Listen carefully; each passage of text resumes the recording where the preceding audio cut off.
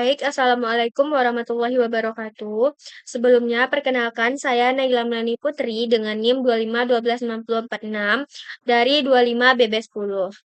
Nah, sebelumnya terima kasih kepada Ibu Etri Wahyuni selaku dosen pengampu mata kuliah Pendidikan Nilai dan Moral. Nah, pada kesempatan kali ini saya akan mempresentasikan mengenai produk akhir proyek mata kuliah Pendidikan Nilai dan Moral. Nah, pada proyek kali ini kami membuat sebuah cerita bergambar digital yang bertemakan tentang moral, yaitu mengenali batas dan juga potensi diri. Nah, cerita ini itu mengangkat sebuah kisah, yaitu seekor ikan yang merasa iri melihat burung yang dapat terbang bebas di udara. Karena rasa iri tersebut, ikan ini mencoba meninggalkan air agar ia bisa seperti burung. Namun, tindakannya ini hampir membuat dirinya itu kehilangan nyawa karena ikan itu tidak dapat hidup di luar air. Nah, dari cerita ini, pembaca itu diajak untuk memahami bahwa setiap makhluk hidup itu memiliki kemampuan, kelebihan, dan juga tempat hidupnya masing-masing.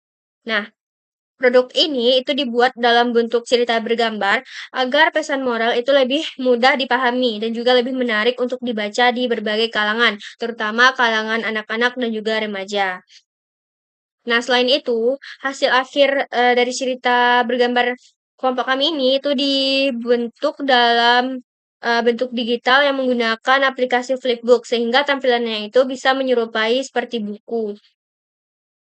Nah, melalui produk ini, kelompok kami juga berharap agar pembaca dapat mengambil pembelajaran bahwa setiap individu itu harus mengenali kemampuan dan juga potensi dirinya masing-masing, tanpa harus memaksakan untuk menjadi orang lain. Nah, tujuan dari pembuatan proyek dari cerita bergambar ini yang pertama yaitu untuk menyampaikan bagaimana pesan moral kepada pembaca tentang pentingnya mengenali batasan dan juga potensi diri. Nah, melalui cerita seekor ikan ini yang ingin menjadi seperti burung, maka pembaca dapat diajak memahami bahwa setiap makhluk hidup itu memiliki kelebihan dan juga kemampuan masing-masing yang tidak perlu dibandingkan dengan orang lain. Nah, selain itu, proyek ini juga bertujuan untuk meningkatkan kreativitas dan juga membuat karya digital yang berupa cerita bergambar ini. Nah, dengan memanfaatkan aplikasi seperti Canva dan juga Flipbook, kami juga dapat belajar membuat desain ilustrasi, menyusun sebuah cerita yang runtut, serta menghasilkan media pembelajaran yang menarik dan juga interaktif. Nah, tujuan yang lain itu juga memberikan hiburan sekaligus pembelajaran kepada pembaca melalui cerita yang sederhana namun memiliki makna yang mendalam. Kami berharap bahwa cerita ini dapat memberikan inspirasi agar pembaca itu lebih dapat percaya diri terhadap kemampuan dirinya sendiri dan tidak dapat memaksakan dirinya untuk menjadi orang lain. Nah, pada proyek ini, kami memiliki beberapa tahapan dalam proses pembuatan. Yang pertama yaitu kami menentukan tema dan juga materi proyek. Nah, langkah pertama kami memilih tema tentang moral, yaitu mengenali batas dan juga potensi diri. Nah, tahapan selanjutnya yaitu membuat cerita yang runtut dari awal hingga akhir. Nah, setelah tema tadi ditentukan, selanjutnya kami membuat sebuah cerita yang mana itu ada pengenalan, konflik, dan juga penyelesaian. Nah, selanjutnya yaitu membuat dan juga mengedit gambar menggunakan aplikasi seperti Canva. Nah, setelah cerita kami tentukan, selanjutnya kami itu membuat desain gambar dari aplikasi Canva. Tahapan selanjutnya yaitu menggabungkan gambar dan juga cerita.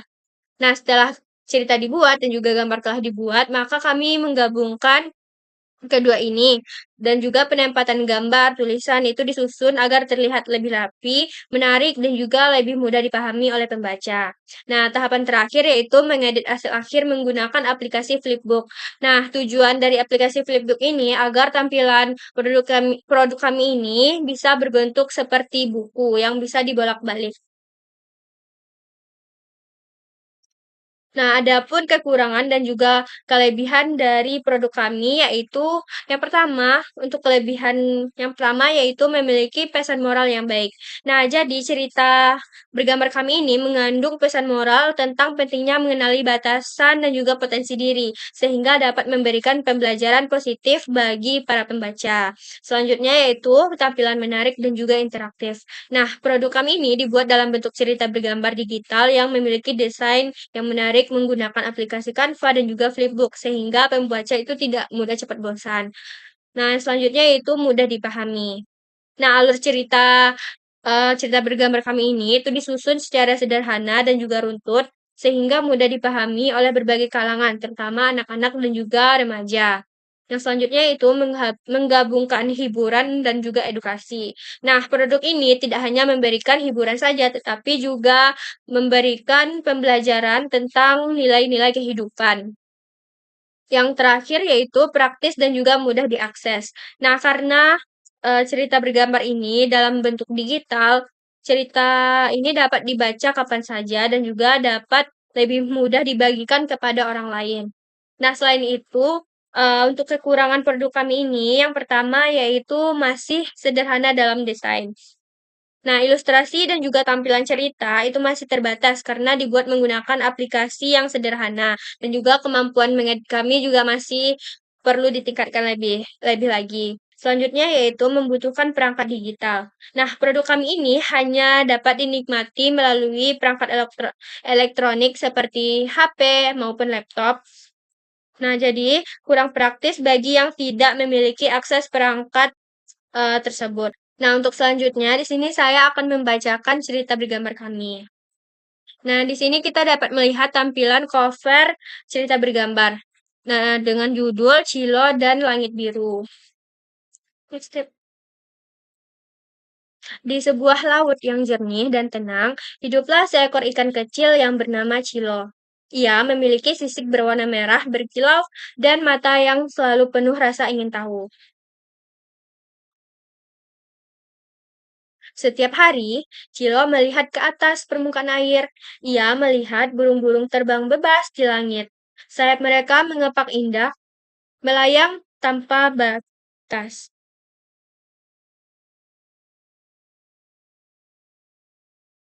Andai aku bisa terbang seperti mereka, pikir Cilo. Ia mulai merasa iri dan tidak puas menjadi ikan. Cilo bertanya kepada teman-temannya, "Mengapa kita tidak bisa terbang?" Temannya hanya tersenyum dan berkata, "Karena kita diciptakan untuk berenang."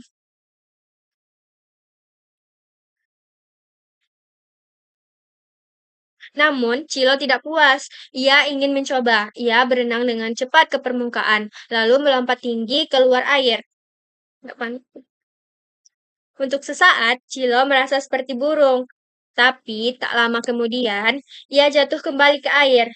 Ia terus mencoba lagi dan lagi. Suatu hari, Cilo mencoba melompat lebih jauh dari biasanya. Ia hampir mencapai tepi pantai.